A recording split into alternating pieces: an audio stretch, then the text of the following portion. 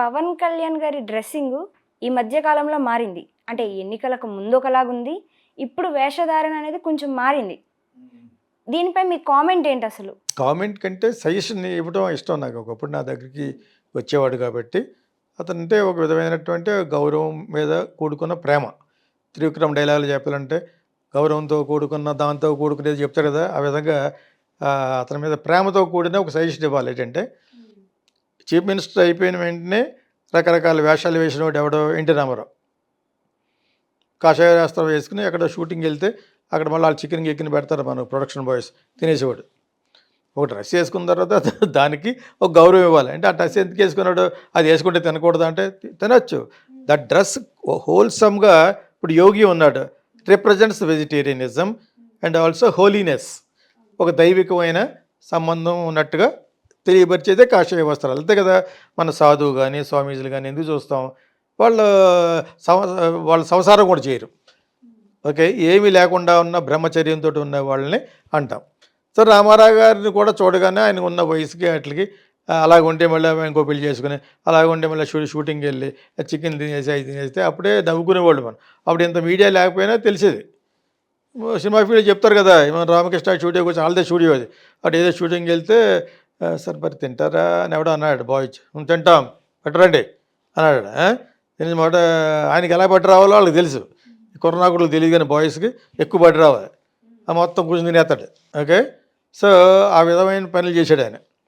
ఇప్పుడు ఇంతకీ పవన్ కళ్యాణ్ ఎన్టీ రామారావు లెవెల్లో ఇమేజ్ ఉందని, అంతకంటే ఎక్కువ ఇమేజ్ ఉందని నేనే చాలాసార్లు చెప్పాను.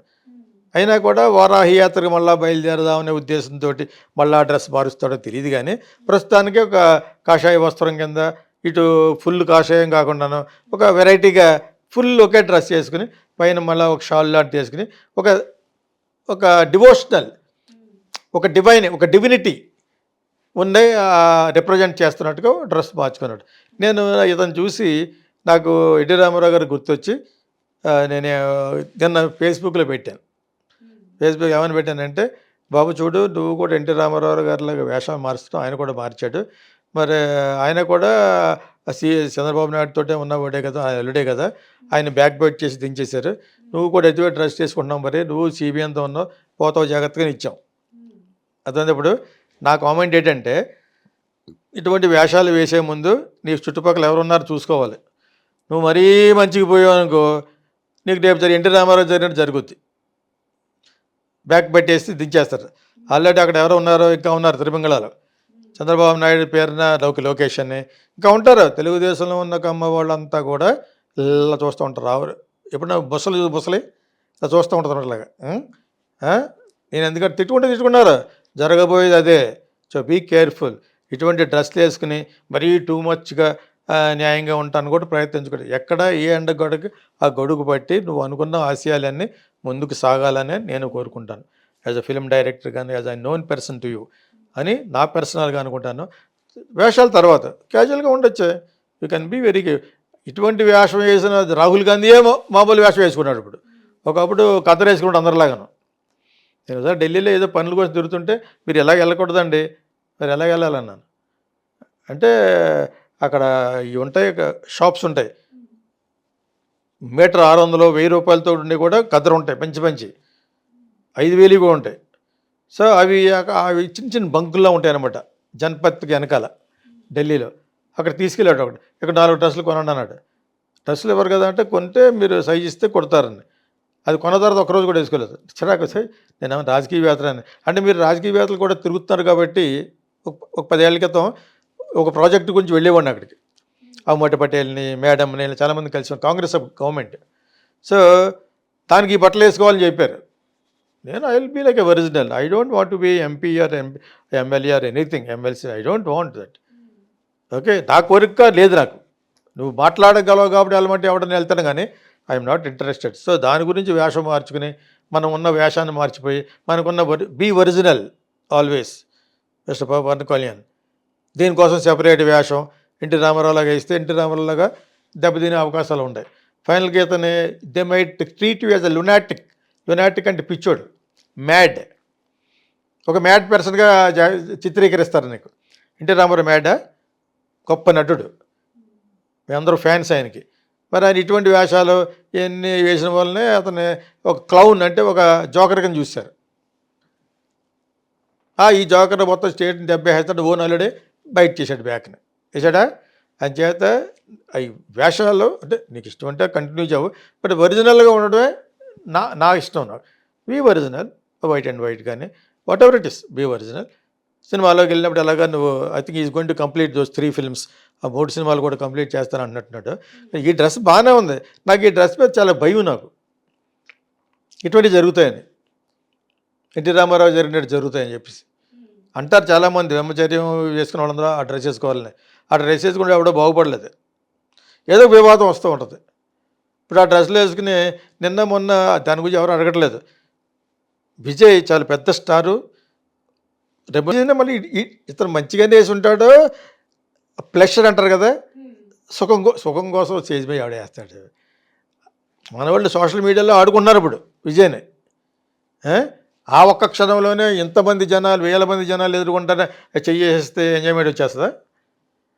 అందులో ఫిల్మ్ స్టార్ అతను, అది కరెక్ట్ కాదు.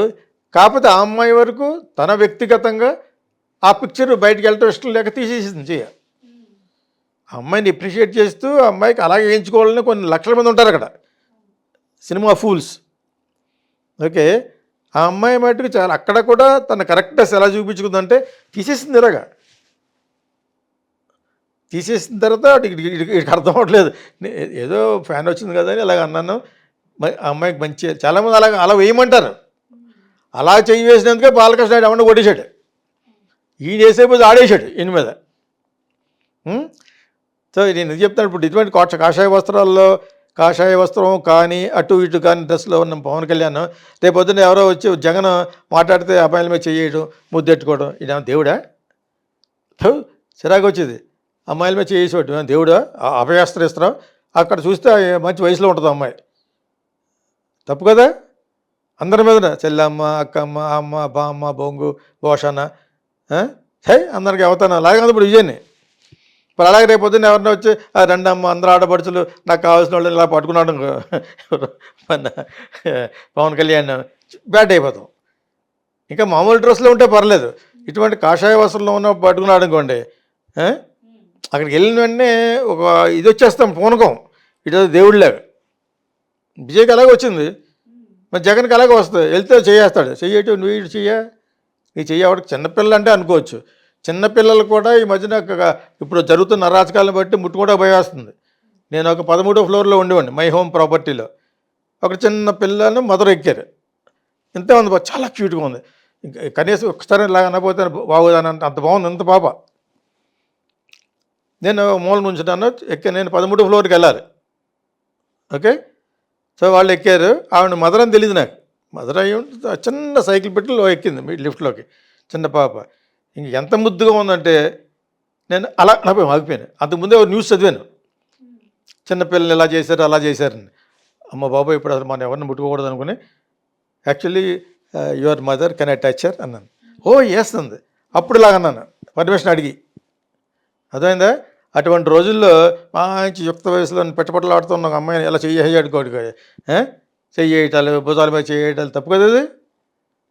నీకు తప్పు కాకపోవచ్చు, నువ్వు పేద దేవుడి కింద. జగన్ గురించి చెప్తాను, జగన్ కానీ పవన్ కళ్యాణ్ కానీ ఎవరైనాను. ఓకే.